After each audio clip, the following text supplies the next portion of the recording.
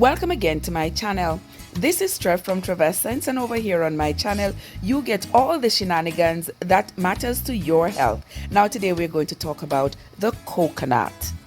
Now the coconut, which is from the Ericaceae family, grows in tropical regions all over the world. Mostly coconuts can be found in Asia and the Caribbean. And in Jamaica, where I'm from, you cannot travel any distance without seeing a coconut tree dotting the landscape. And with its versatility, coconut is used in almost every recipe in Jamaica.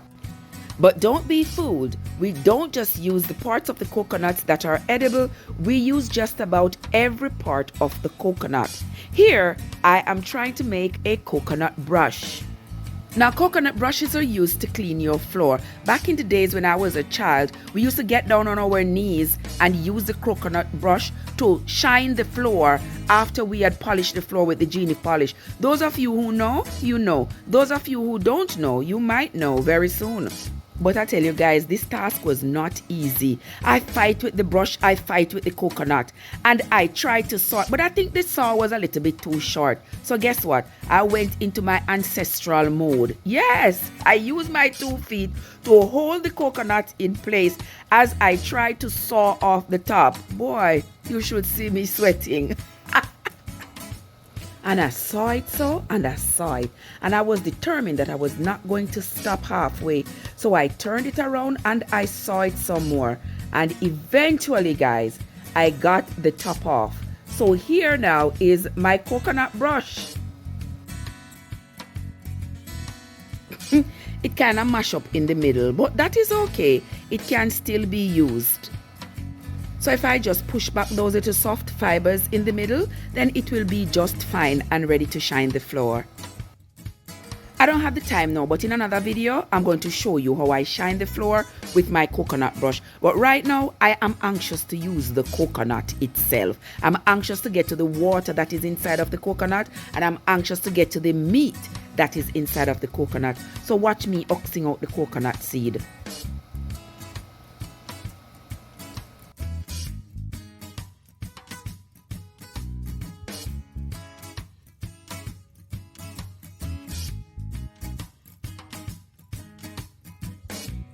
And finally, I got to the seed of the coconut, and there it is with all 3 eyes looking at me.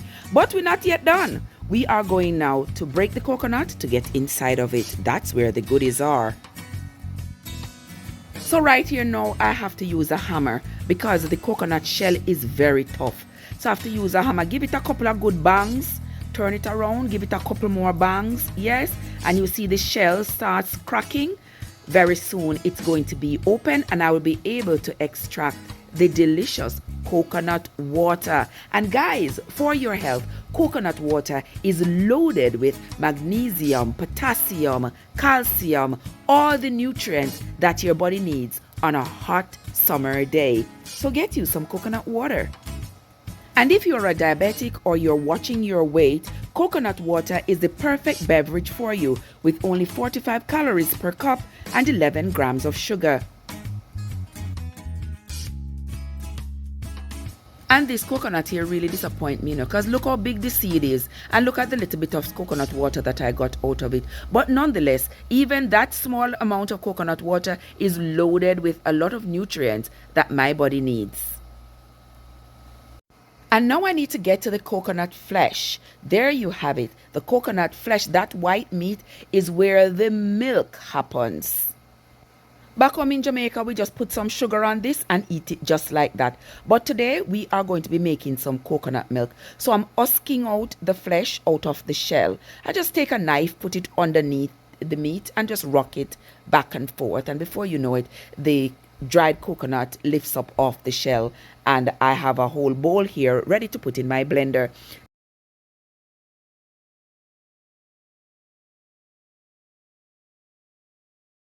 And here I put my coconut in my Ninja blender, and the Ninja is doing its thing. It's going to blend it out as much as possible as the milk is separated from the flesh. Once that is done, I put the mixture through the sift where I separate the trash from the milk. And now I'm trying to extract as much of the juice from the trash as possible. And even after extracting the milk from the coconut meat, the residue can be used to put in your soups, in your stews, in your rice, in your pudding, and also it can be used to make confectionaries like drops and grater cake. And here we have the milk. We could add this milk to coffee, tea, soup, porridge, gravy. You can use it any way you would use regular cow's milk.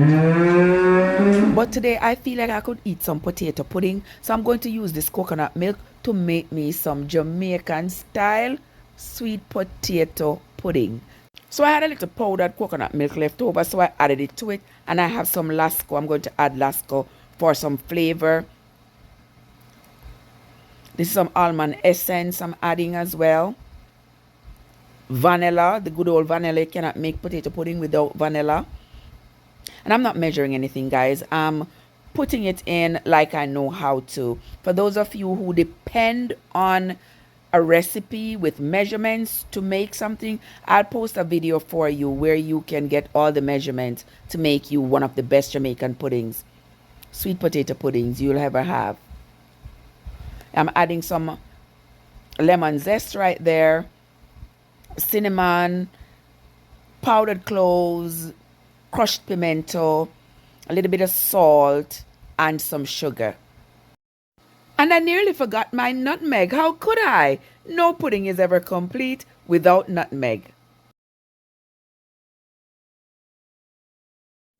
I know I'm just going to stir it up nicely, combine all the ingredients, and then taste it to see if it is to my liking. If it is not, then I will add whatever is needed until it tastes just right.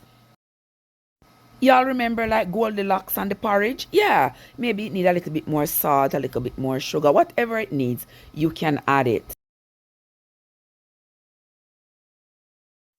And here is my grated sweet potato that I had in the freezer for a while. Now I'm going to be adding my mixture to it.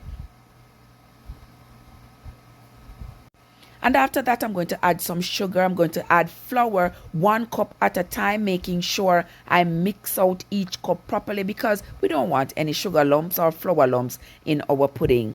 And when your pudding batter has reached the consistency that you like, that's when you put it in the oven. Now, every pudding is not the same.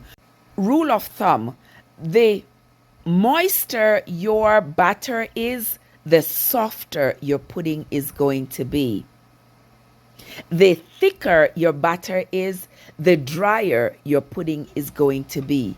Now, you can gauge that as to how much liquid you want your batter to have to determine how soft or how hard you want your pudding to come out. And here is my finished product, just as I like it, not too soft and not too hard. Go ahead, guys, make yourself some sweet potato pudding with the good old coconut and let me know how yours turn out. Until next time, my friends, this is Trev from Trevessence, where your journey matters.